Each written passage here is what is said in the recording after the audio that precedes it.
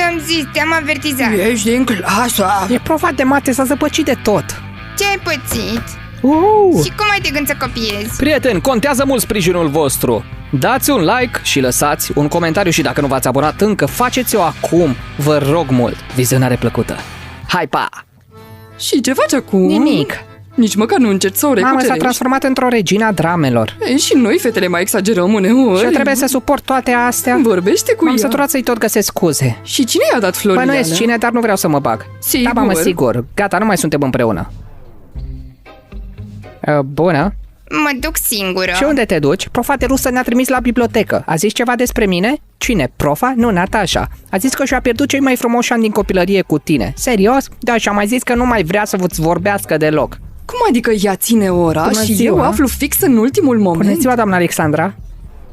La oră, repede. Și tu chiar crezi că e ok ce face după tot ce s-a întâmplat?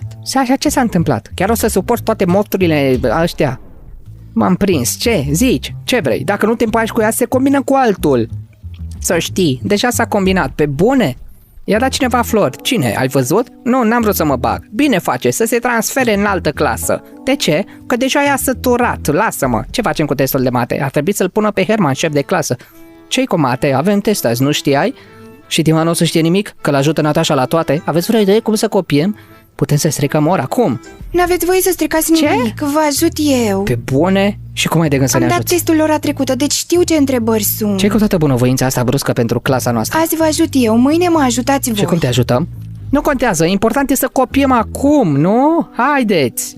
Și cum te-ai gândit să copiem? Salut și ție. Ce cauți în clasa noastră? Nu am venit la tine. Dima, ia-ți iubita de aici. Nu e iubita mea. Nu ați avut timp să vă combinați? Spre deosebire de unii, nu s-a dintr-o relație în alta. Ai ceva de zis despre Eu mine? cel puțin nu primesc flori prin colțuri. Știi măcar cine mi le-a Pot să dat? zicesc. Dacă nu știi, nu mai inventa, ok? Nu e ok. Dacă începeți acum telenovela voastră cu triunghiul amăros, scotiți-ne. Bine? Mulțumim, Polina. Răspunsurile sunt bune? Aproape toți din clasa noastră au luat note bune. Deci Polina e acum noua voastră salvatoare, a? Nu te privește. Bă, dar eu sunt șefa clasei, sper că nu ai uitat. Mă ameninți? E un avertisment. Natasha, lasă-l pe Dima și vezi de viața și de lecțiile tale. Taci din gură, gras Proaste ești tu și grasă. Hai gata, tot jos în bănci. De fiecare dată când intru e scandal. Doamna Alexandra, s-a întâmplat ceva? Da, profesoara voastră de matematică e bolnavă. Oh! Ce e cu reacția asta? Asta înseamnă că nu mai dăm testul? Ba da, Sasha, testul rămâne. O să rămâneți cu noi? Nu, mai rău. Cine vine? Proful de la atelier? Vine doamna Sofia și ține testul. Ce? Nu mai e distractiv acum, Ce nu? treabă are ea cu testul? A fost suspendată de la clasă. Am încercat să lămuresc treaba, dar nimeni nu m-a ascultat. Nu am venit să ne certăm, vreau doar să stați cu minți la oră. Dacă faceți vreo prostie, se lasă cu conflicte. Și nu avem nevoie de așa ceva, da, Ce am Sasha? făcut eu? Sper că toată clasa m-a auzit. Da, totul va fi ok, doamna Alexandra. Natasha, tu răspunzi de disciplină, ești șefa clasei. Ei, ce? Acum i-a speriat copiii de mine? Nu, îi sperii, doar le cer să se poarte frumos și să nu vă enerveze. Clasa voastră mi-a provocat crize nervoase încă de revelion. Nu clasa mea, programa dumneavoastră de predare. Programă bună am avut, păcat că nu pot zice același lucru despre elevii dumneavoastră. Nu pot să spun. O să se poarte frumos și vă rog și pe dumneavoastră să le arătați respect, în regulă? Mie nu-mi convine să dau test cu ei, să știți. Stați liniștită, nici lor nu le convine. A rămas neschimbat. Cine e șeful clasei? Eu sunt Natasha. Lipsește cineva. Maliaciuc, Stefanciuc și Osipenco. Ia lua. Trebuie să facem cumva rost de răspunsurile pe care i le-a dat Polian lui Herman. Să ne le arunce spre noi. Cum să fac asta? Doamna Sofia, Ascultă, elevule. pot să iau o foaie dublă lui Herman? De ce îți trebuie o foaie dublă? Pentru test. Dăm test, nu? Nu? Dăm test, da, dar cine ți-a scris că o să fie scris? Alte clase au dat test scris ieri. Nu știu ce au făcut alte clase, eu știu doar ce face mai. N-ai auzit ce a zis doamna Alexandra? A? Aud foarte bine, elevule Sasha. Ar trebui să ne dați același test ca la celelalte clase.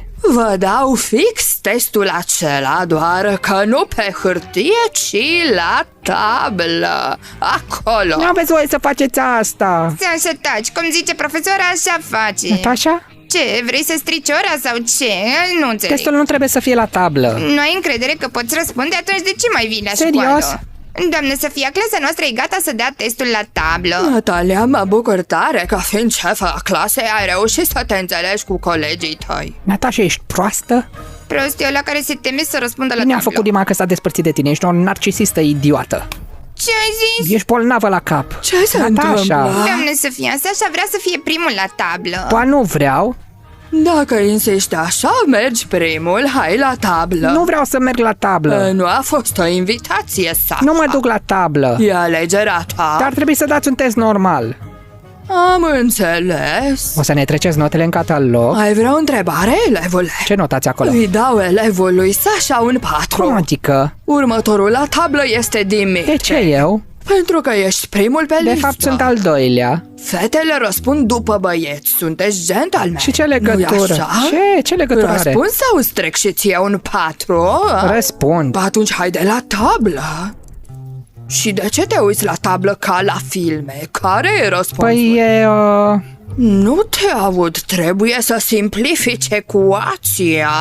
Am voie să mă gândesc, nu? Ai voie să te gândești când înveți lecția. La test trebuie să răspunzi repede și corect. Acum... Atunci nu știu. Păi atunci de ce ai venit la tablă să Nu, te faci să de râs? răspund. Nu, eu zic că te-ai făcut de râs. Ia loc 5. De ce nu-i dați și lui 4? Fiindcă el a avut curajul să se ducă la tablă și să se facă de râs. Tu te-ai făcut de râs stând pe scaun. O să ne plângem la doamna Alexandra. De ce? Că n-ați învățat pentru test? A? Mai bine renunțai de tot la școală. Și tu iei un 5 pentru test. De ce nu 4? Să taci din gură și nu o mai contrazice pe profesoară. Lasă-mă în pace. Sasha, ieși din clasă. Nu ies. Ieși din clasă și adu-o pe doamna dirigentă. Am zis că nu ies. Nu. Sasha, ieși din clasă și cheamă pe doamna Alexandra. După ora asta ești moartă, ai înțeles? Doamnă Sofia, pot să intru? Nu, acum avem test. Voiam doar să iau cretă. Cere de la altă clasă. Ok. Ce a fost Scuzați-mă. asta? Ok. Bun, până vine Sasha cu diriginta să nu mai pierde timpul. Continuăm testul, Sam la tablă. Hai, Sam, vină. Nu mă duc. Ce faci, grevă? Atunci iei și tu un 4 pentru testul de astăzi. Doamna Sofia, pot să mă așez? Trebuie. Mersi. Natasha, ești pregătită să răspunzi? Da, normal, doamnă Sofia. Haide la I-a tablă. luat o razna complet. Ce, ai spus ceva? Natasha, Scuzați-mă, doamnă Sofia. scrie ecuația 2x. Iartă cu corigențe în stânga și în dreapta. Doamnă Sofia, iar nu reușiți să vă înțelegeți cu elevii? Păi ce problemă mai e acum? Dăm un test, ei nu vor să răspundă și pe bună dreptate au luat note mici. Ați înțeles? Pe meritul N-aveți lor. voie să ne dați lucrare orală, bine? Și nu ai vrea să-i zici dirigintei cum vorbești în timpul orei? Herman și ceilalți elevi tot vorbesc. Doamna Alexandra, știți foarte bine cum vorbește cu noi. N-am început noi, nu noi, serios. Bine, Natasha, spune-mi tu ce s-a întâmplat. Dima, Sasha, Herman și în general toți băieții din clasă nu au fost pregătiți de test și au bătut joc de observația doamnei Sofia. Lecția a fost normală, băieții au dat-o în bară și au primit ce meritau, sincer, asta s-a întâmplat. Ce ai zis? Ești nebună? Sasha s-a purtat oribil și cu profesoara și cu toată clasa. Sasha! Ce minte? Mulțumesc, Natalia. Se dă bine pe lângă prof atâta tot. Sasha! Ce? Ce? Ce e asta? Alarmă de incendiu? Cine a declanșat? Nu intrați în panică, strângeți-vă lucrurile și fiți calmi. Mă duc să verific ce se E întâmplă. alarma aia de incendiu? Hai, strângeți-vă lucrurile. Fără panică. Cum adică? Nu vă opriți, continuați să vă strângeți lucrurile și fiți calmi.